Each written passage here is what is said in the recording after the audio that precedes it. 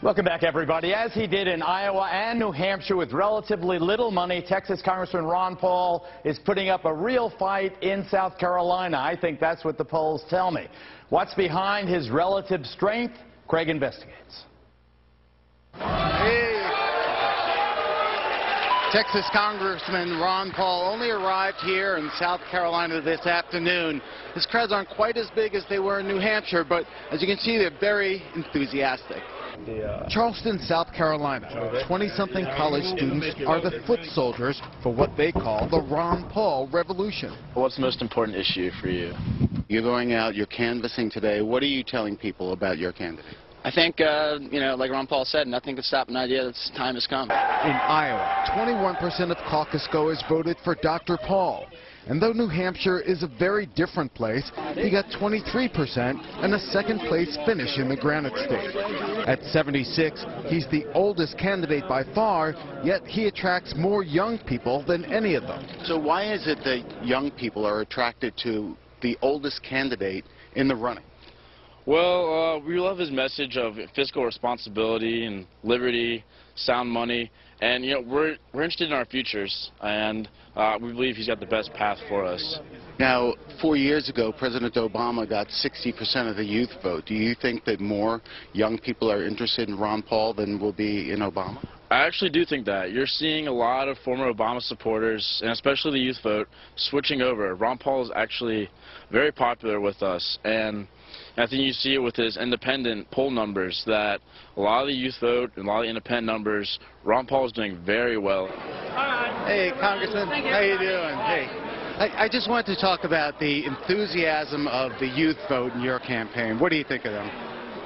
It gets me excited. I love it because I think that's the future, and they know what I'm talking about, and they read about it, and they study it, and they work very hard, and they're very good supporters. How ironic, you're the oldest candidate in the campaign, yet you're getting the youngest voters. What is it about what you're saying that attracts them? Oh, they're young ideas. Personal liberty is a young idea because as we get older, you have to get along, you got to go along, and you're taught to conform.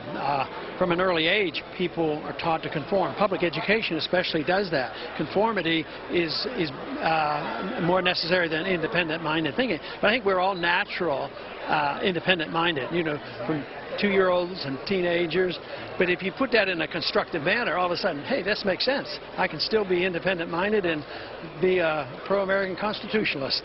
How do you think you'll do here in South Carolina? We're going to do quite well. Good luck to you. Thank you. Thank you. So Craig's in Myrtle Beach. So, bro, they really think they could contest Obama for that 2/3 of the youth vote he got last time?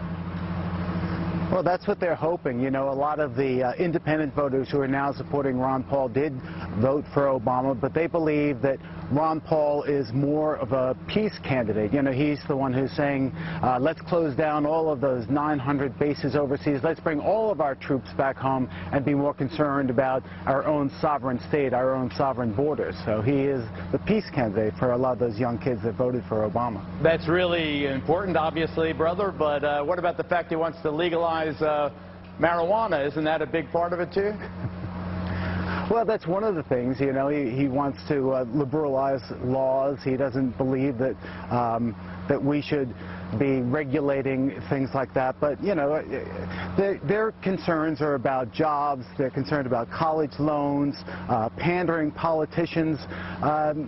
That's what's fueling Paul's renegade campaign. And the heavily wired generation is also responding to Paul's warning that the federal government is eroding privacy, and they are poised to limit internet freedom, with that SOPA law. Okay. All right. Well, we'll see how he does, brother. Thank you.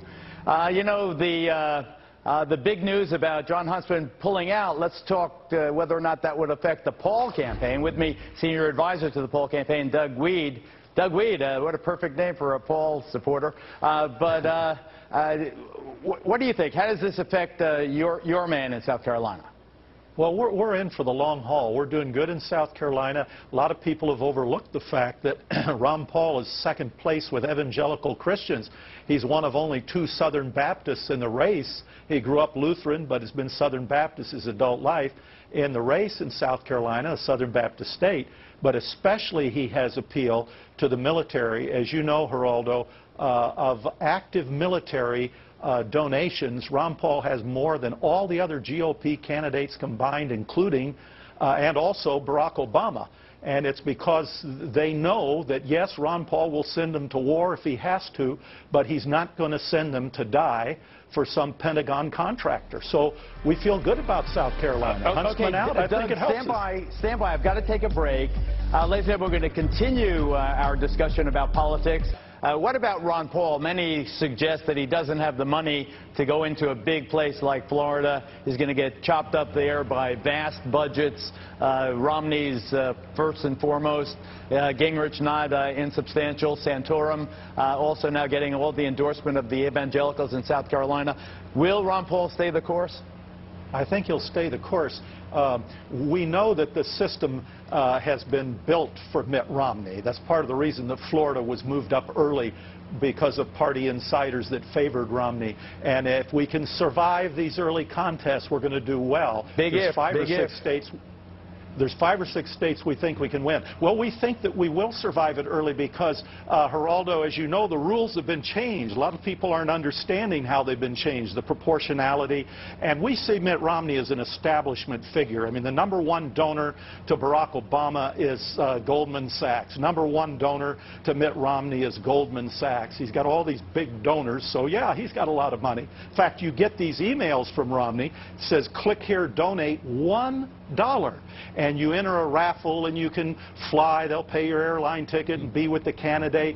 And we call that political money laundering. He doesn't have any small donors. If you click on that button, it costs you $8. So he's willing to spend $8 to get one. Doug Wead, I thank you.